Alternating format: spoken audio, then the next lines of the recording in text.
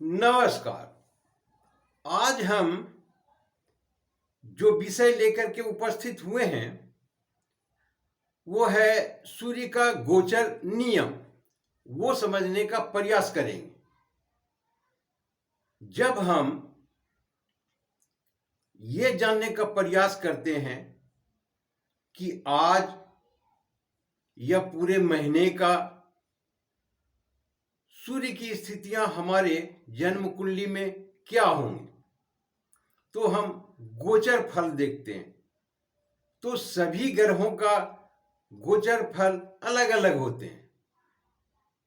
यदि हम ये जानना चाहते हैं कि सूर्य का गोचर किस प्रकार से आज कल या एक महीने तक स्थितियां, क्योंकि सूर्य 30 दिन तक रहते हैं एक भाव में, तो आप 30 दिन का सूर्य का गोचर स्थिति देख सकते हैं कि ये 30 दिनों के अंदर में हमें लाभ होंगे या हानियां होंगी। यदि 1-2 दिन का देखते हैं तो हम चंद्रमा से देखते हैं। तो उसी प्रकार से जब महीनों का देखते हैं तो जो एक महीने जो भी ग्रह या उससे अधिक रहते हैं उस भाव में, तो हम उसका गोचर फल प्राप्त करते हैं। तो ये गोचर सूर्य का क्या नियम है, उसी को समझने का प्रयास करते हैं। सर्वप्रथम गोचर, गोचर अर्थात भ्रमण करना। एक भाव से दूसरे भाव में जब ग्रह जाते हैं तो उसी को गोचर कहते हैं। तो सभी स्थान परिवर्तन करते रहते हैं। एक भाव में स्थित सभी का अलग अलग समय निश्चित है। कोई 30 दिन, कोई 28 दिन, कोई 45 दिन।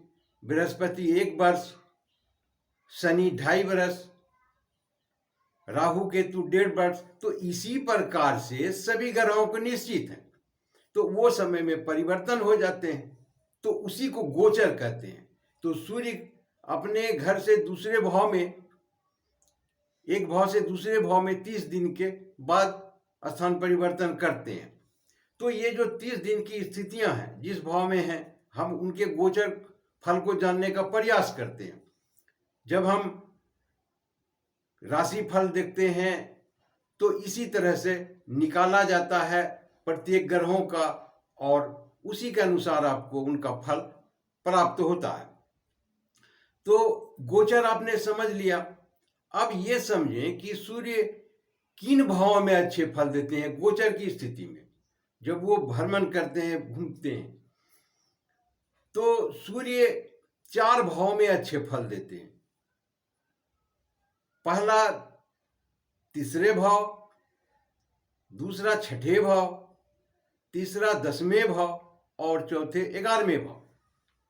ध्यान रहे, ये जो हम गोचर की जब भी स्थितियां देखेंगे, जो मैंने अभी भाव कहे हैं वो भाव चंद्र राशि से देखने हैं। आपकी कुंडली में जो भी राशियां होगी वहां से देखना होगा 3रे, 6ठे, 10वें और 11वें भाव को, न कि लग्न कुंडली से। तो इस बात पर भी विशेष ध्यान देंगे।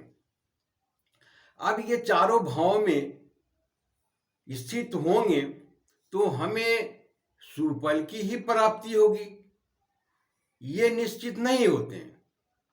क्योंकि इन चारों भावों में यदि सूर्य हो और सूर्य का भेद हो गए हो तो उस भाव से संबंधित आपको शुभ फल की प्राप्ति नहीं होगी। तो ये भेद क्या है? भेद यानी बाधा। जब भी सूर्य 3रे भाव में होंगे तो 9वें भाव में कोई ग्रह हो, शनि को छोड़ करके, शनि सूर्य का भेद नहीं करते हैं, तो उनके अलावा जो भी ग्रह हैं, चंद्रमा, मंगल, बुध, गुरु, शुक्र, राहु, केतु, ये सभी भेद करते हैं। तो 3रे भाव में सूर्य हैं, 9वें भाव में कोई भी ग्रह हैं, तो भेद हो जाएंगे। वैसी स्थिति में आपको 3रे भाव का जो शुभ फल प्राप्त होने वाले हैं वो नहीं होंगे। यदि सूर्य 6ठे भाव में हो तो 12वें भाव में यदि कोई ग्रह हो तो सूर्य का भेद हो जाएंगे, शनि के अलावा, वैसी स्थिति में भी आपको उस भाव से संबंधित शुभ फल की प्राप्ति नहीं होगी। तीसरा, दशम भाव। यदि सूर्य दशम भाव में हो तो चौथे भाव में यदि कोई भी ग्रह होंगे शनि के अलावा तो वो वेद माने जाएंगे, और ऐसी स्थिति में सूर्य आपको अच्छे फल नहीं देंगे। यदि 11वें भाव में हो सूर्य और 5वें भाव में शनि के अलावा कोई भी ग्रह हो तो फिर वेद हो जाएंगे और वहां भी वो अच्छे फल नहीं देंगे, शुभ फल की प्राप्ति आपको नहीं हो। तो इस प्रकार से सूर्य के गोचर को हम देखेंगे और इस तरह से सभी चारों भावों के जो भी फल होते हैं, यदि वेद न हो तो उस भाव से संबंधित हमें अच्छे फल की प्राप्ति हो जाएंगे, और यदि वेद हो गए तो नहीं मिलेंगे। तो ये था सूर्य के गोचर के नियम। आशा करता हूं आपको ये नियम अच्छी तरह से भली भांति से समझ में आ गए होंगे। आपने पूरा वीडियो देखा, इसके लिए बहुत बहुत शुक्रिया, धन्यवाद।